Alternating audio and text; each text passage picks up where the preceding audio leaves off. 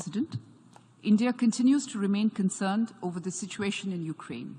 The conflict has resulted in the loss of lives and misery for its people, particularly women, children and elderly, with millions becoming homeless and forced to take shelter in neighboring countries.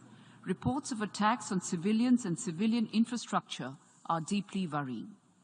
We have consistently advocated that no solution can be arrived at the cost of human lives. Escalation of hostilities and violence is in no one's interest.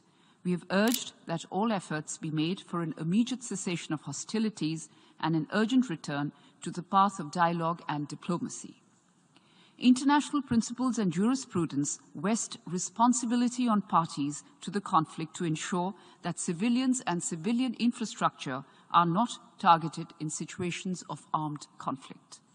The global order that we all subscribe to is based on international law, the UN Charter, and respect for the territorial integrity and sovereignty of all states. These principles must be upheld without exception. Dialogue is the only answer to settling differences and disputes, however daunting that may appear at this moment. The path to peace requires us to keep all channels of diplomacy open. It is also unfortunate that as the trajectory of the Ukrainian conflict unfolds, the entire global South has suffered a substantial collateral damage. It is thus critical that the voice of the global South be heard and their legitimate concerns be duly addressed. India's approach to the Ukraine conflict will continue to be people-centric.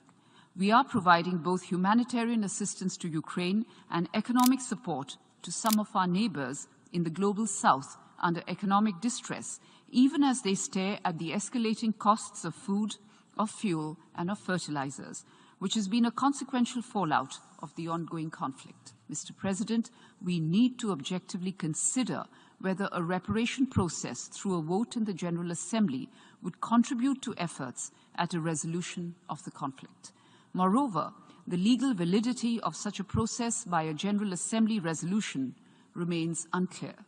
We must, therefore, not create mechanisms or set precedents without adequate international legal vetting that have implications for the future functioning of the United Nations and the international economic system. We need to avoid steps which preclude or endanger the possibility of dialogue and negotiations and from bringing this protracted conflict to an end. Mr. President, my Prime Minister has said unequivocally that this is not an era of war. With this firm resolve to strive for a peaceful solution through dialogue and diplomacy, India has decided to abstain on the resolution.